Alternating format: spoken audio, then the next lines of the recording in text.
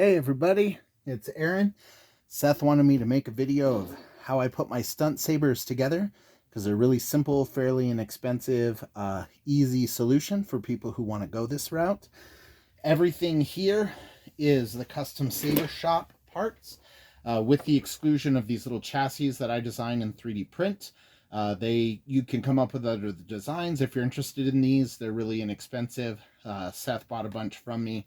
It's just basically a way to hold your battery in place. But I just wanted to go over some of the concepts and idea of basically how to build a stunt saber. On the custom saber shop, they have a section of pre-wired things. I believe it's under the JST section. JST is just the wording for this kind of a connector. You can see it's just a positive and a negative, and they're male and female ends that just allow you to connect your electricity together. And this particular style of connector is called JST. So these are the connectors, and you can buy all this stuff pre-wired from the site, or if you do soldering of your own, you can get your own JST connectors and buy them in components. But either way, I will essentially be showing these already wired because you can buy them from the site that way. The first thing I want to talk about is the recharge ports. These are the recharge ports that the custom saber shop sells.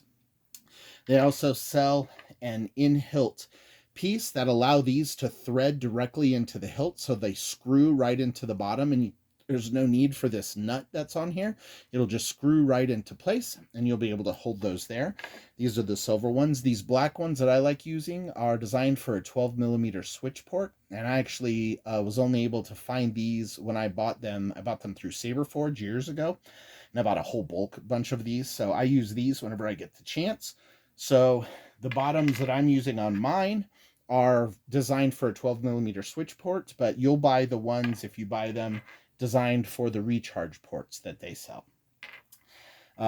Also, I just want to show that on the design of these, on the bottom, I talk about later how the recharge port sits inside so that we don't bend any wires. Both styles of the recharge port actually fit down the middle of these, just so you can see that. And the last thing I want to talk about is the two different types of LED holders, right? They make two different styles of LED holders. The ones I like using have this lip on them.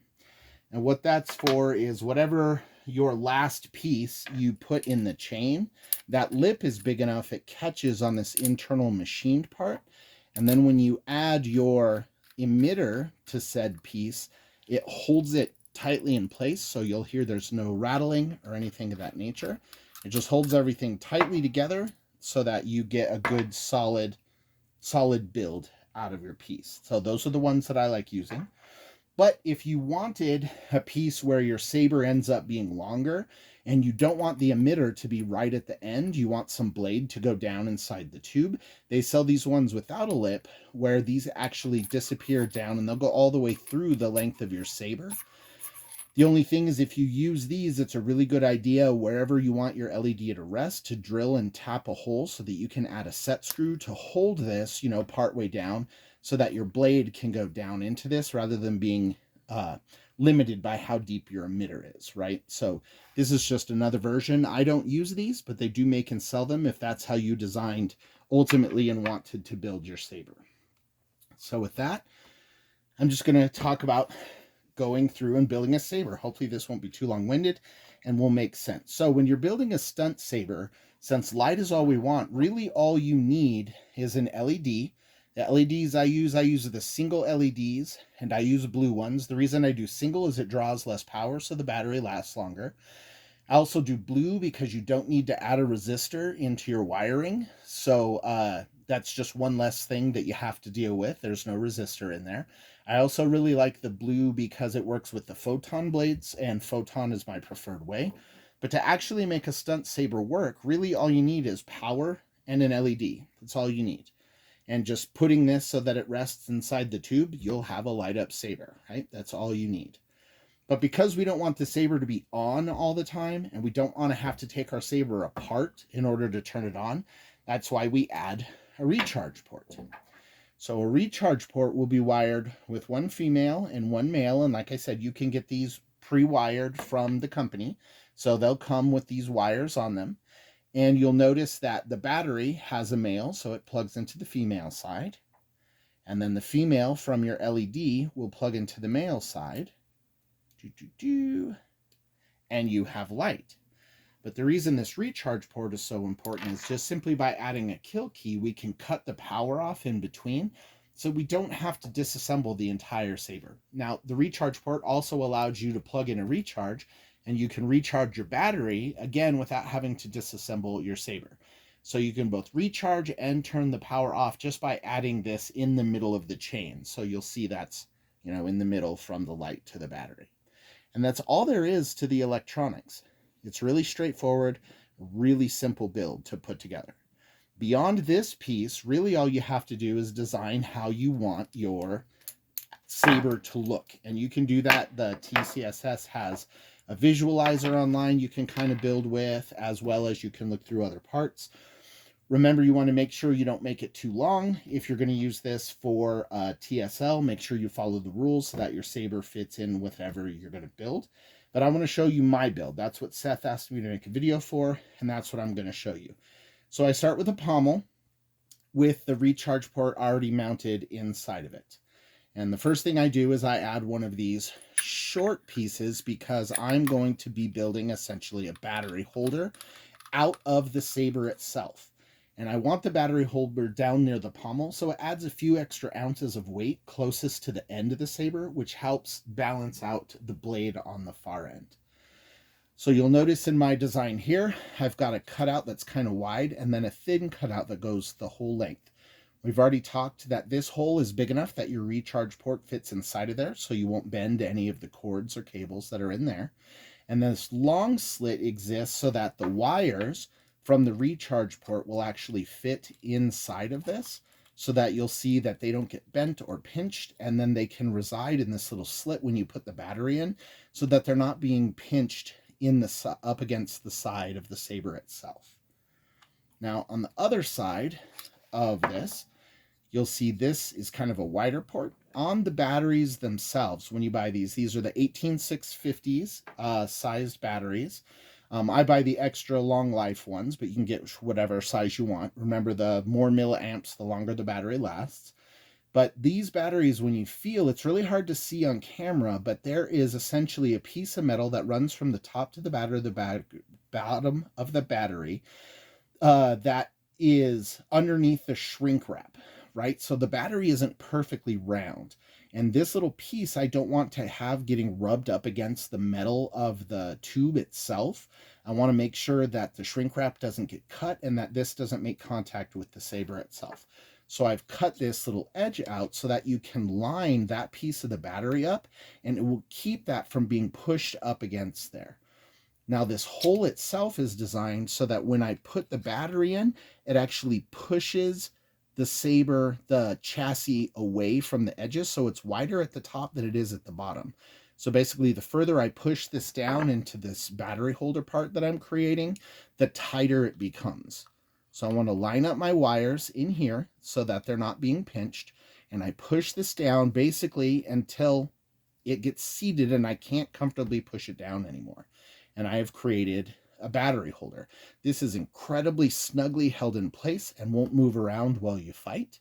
So that is done there. Now, because I'm going to be putting another extender and there's no threads you can see on either of these, I got to use one of their male to males. And again, make sure those wires are pressed in there so we're not pinching any wires.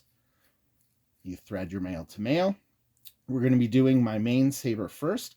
You'll notice that this is long enough that there'd be no way for me to connect the battery with this on there. So I'm going to go ahead and connect the battery up to the recharge port. Boop. And then you'll see that this other piece would also be way too short for me to reach if I thread this on there. So they make these JST extenders, which is just a male and female piece of wire. And again, you can buy all this on the Custom Saber Shop, and I can share a build list if you're interested. I sent one already to Seth, so he's got that there. And you'll notice the orange kind of lines up with the top of the thread, and we've made this really nice battery holder, and this is what's going to sit near the bottom. Now, because I'm going to be adding wires and threads, I don't want to short anything out. So now that I have the battery plugged in, I want to put a kill key in place just so the battery is not providing power to anything. We're going to continue to build up the top. For my particular build, I use this 6-inch extender, and I want to make sure and pull those cords all up the top. A little bit of cram food, doesn't even matter how simple your wires is. You always want to make sure you put your wires in a place where nothing is pinched or crimped, so that as you're tightening, you're not messing anything up. So give this a nice little pinch into place, and you'll see we've got the wire for the LED coming out of the top. For this particular one, I like the feeling of this neck. It also mirrors the saber. My actual favorite fighting sabers all have sound. I can't find soundboards to put into these that I want right now because of the chip shortage. And the main design that I actually really love fighting with is no longer manufactured. I own 2 of those sabers, but I don't want them to break and not be able to get them repaired or anything like that. So I've retired those to my collections, and that's why I have these. Once I can find the chips that have sound, I'll be adding sound to these sabers. But for now, they're stunt, and that's why Seth wanted me to share this, because that's a lot of options that people are going with. So you can see we're starting to get the body of a saber here. Next piece for me is the Suba. Get that wired into place. And finally, we're going to want to add the LED before we get to the emitter. So we're going to clip an LED up into here. You'll notice it does not light up, but at this point, it's a great point to test. If I pull that out, I get a nice solid blue light. And then I want to make sure and push all that wiring down into the neck so that when I put the emitter, none of the wires are being pinched under the base of this, right? So this is the emitter that I chose to use. I'm going to actually put one with a blade on here, but I just wanted to show you that this emitter would actually sandwich that in place. So that's why we have this part. I'm going to move that off to the side, and we're going to get this bad boy here. So threading that on at the very end, you'll hear there's no rattle, nothing is loose, everything is held firmly in place. And when I remove the kill key, we have light. Now, since he wanted me to show you the sabers that I fight with, I'm actually going to build the partner saber that goes with this one as well. It's a very similar design, but I want to show you that there are options and you're not stuck with any one thing with the custom saber shop, which is one of the reasons I like using their parts.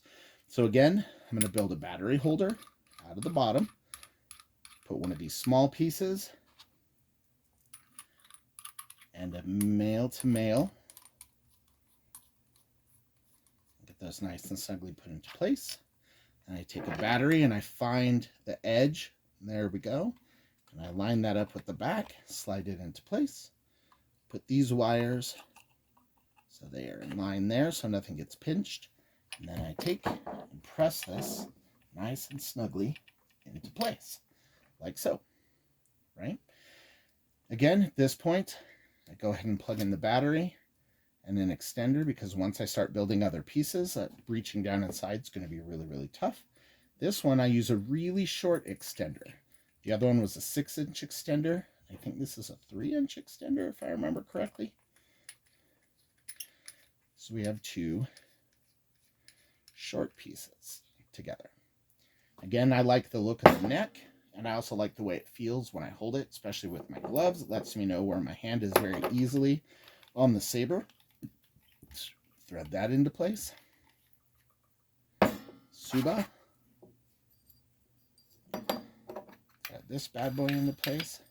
Now you notice I have a lot more cord this time, but once I plug this in, we're positive we have power, so we're good to go. I'm going to go ahead, put my kill key in so it's not just lit up and blinding me, and I've got to make sure and push all this wire back down very carefully into the neck. I don't want to bend or pinch any of these, both under the metal or inside the neck itself. So I've got to make sure all of those are free and clear. Perfect. And now we're going to grab, again, similar emitter. Now, one of the things you'll note on this is my emitters, when I use, have 2 set screws. I have found through my years of fighting, having 2 set screws on the same side of the blade, pushing the blade firmly up against the other side of the emitter, is the most reliable way for your blades to stay put. Now, nothing is ever 100%. You do still need to make sure these are snug before you fight.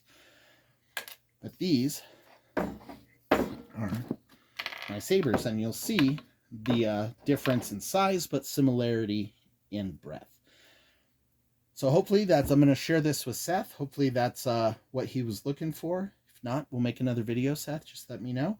And if you guys want any of my build sheets, you need more help with how to shop on TCSS, please feel free to comment or reach out. Thank you very much, Saber Legion.